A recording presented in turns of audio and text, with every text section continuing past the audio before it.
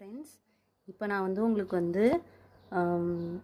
10ஆம் number needle எடுத்திருக்கேன். ஒரு ஜும்கா டிசைன்ஸ்க்கெலாம் நம்ம போடுற அந்த சின்ன ஸ்டிச் தான் சொல்லித்தர போகிறேன். இதை முடிச்சு போட்டுக்கோங்க. கீழே இருந்து ஊசியை மேலே எடுத்துக்கோங்க. நான் 4mm பீடு ஒன்றும் சுகர் பீடும் எடுத்துக்கிறேன். பாருங்கள்,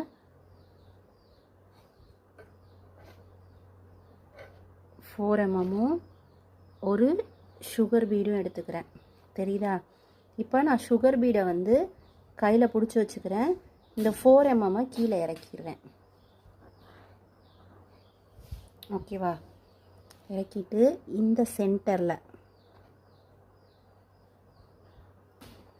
சென்டரில் ஸ்ட்ரைட்டாக இறக்குறேன். அவ்வளோதான்.